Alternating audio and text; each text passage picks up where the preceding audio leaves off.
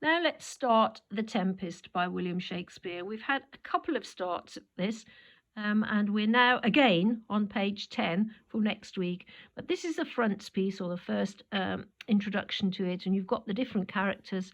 Alonso, King of Naples; Gonzalo, a member of Alonso's court and friend of Prospero; Antonio, Prospero's brother, who banished Prospero to the island, put him on the boat. Here's Prospero, who is the rightful Duke of Milan; Ariel, a spirit, Prospero's slave; Miranda, Prospero's daughter; Ferdinand, Prince of Naples, Alonso's son; Sebastian, Alonso's brother; Sebastian; Trincubo, Alonso's court jester or clown, funny man; Stefano, Alonso's butler; and Caliban, a savage, a strange beast, a toad-like inhabitant of the island, Prospero's slave. It's written in modern English, but with some little additions here of the original text. It's called A Ship in a Storm, Act 1.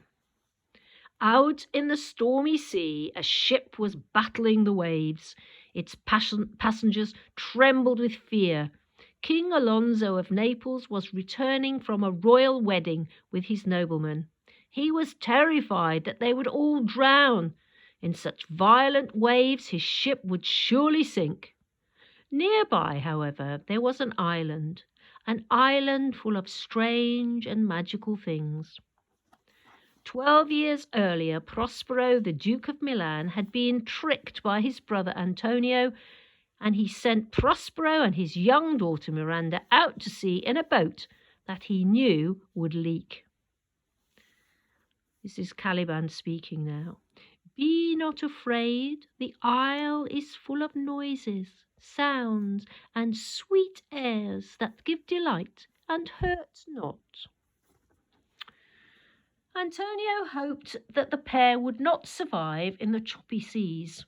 Antonio, you see, had wanted to be the Duke of Milan himself. He'd even persuaded King Alonso, a weak-willed man, to get involved in his plot.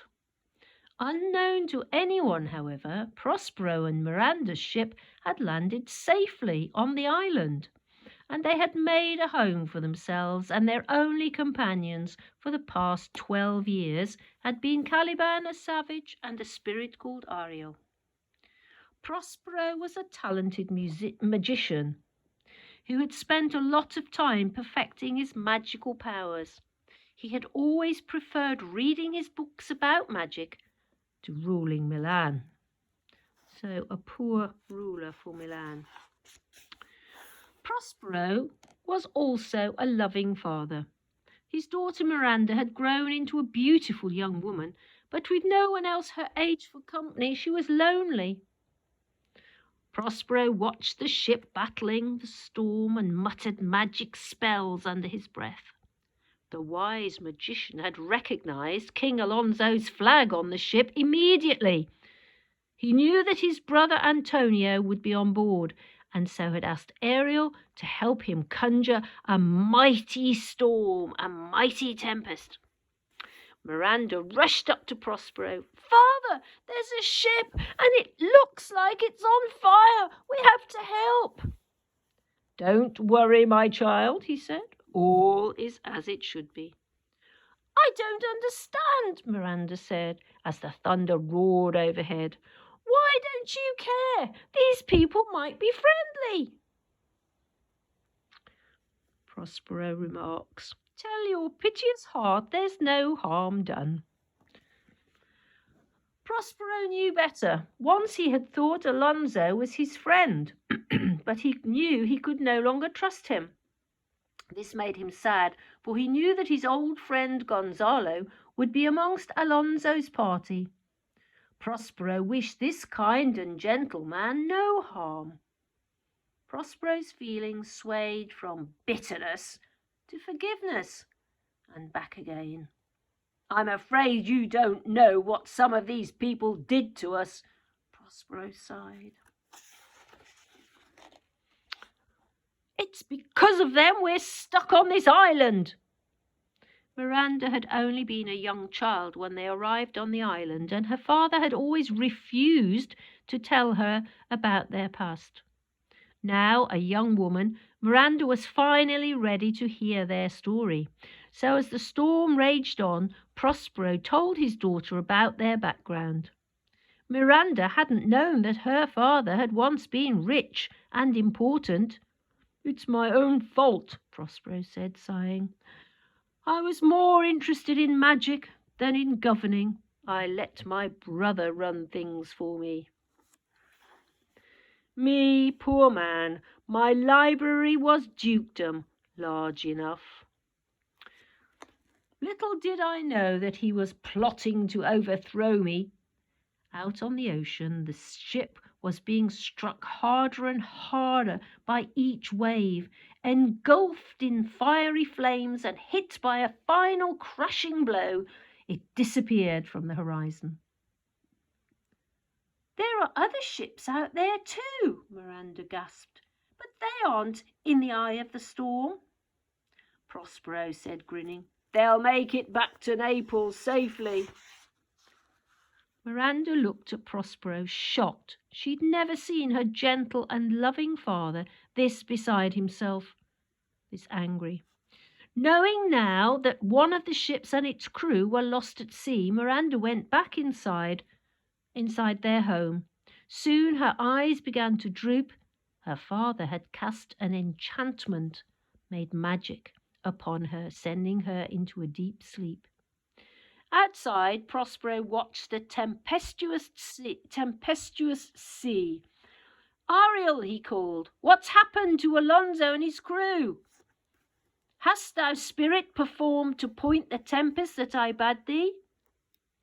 "The king and his son Ferdinand have made it safely to our shore," the sprite explained.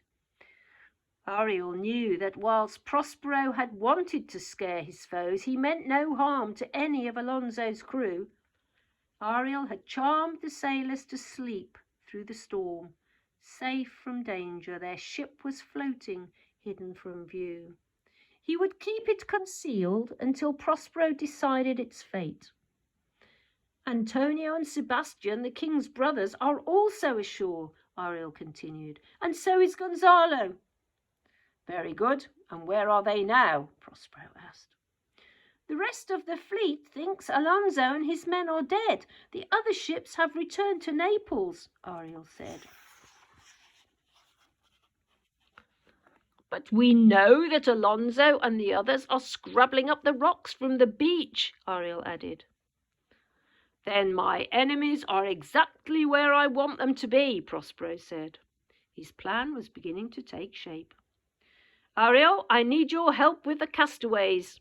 Ariel looked at Prospero wearily.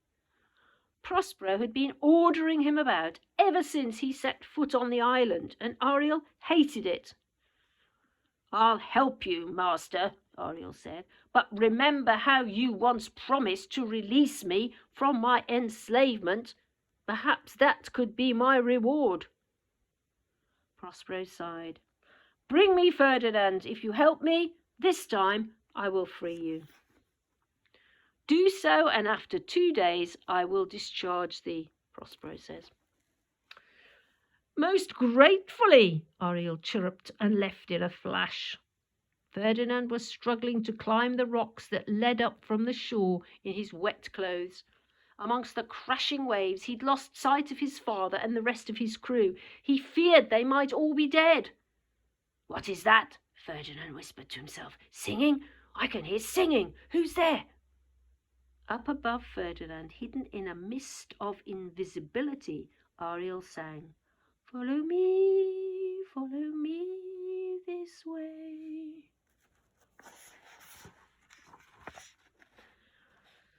Unaware that a trick was being played on him, Ferdinand followed. The song led him straight to Prospero and Miranda. Inside her room, Miranda also heard the singing. "What is it, father?" she asked as she came out of her room. Prospero was sitting by the fire when Ferdinand stumbled in. "Who is that?" Miranda asked, shocked.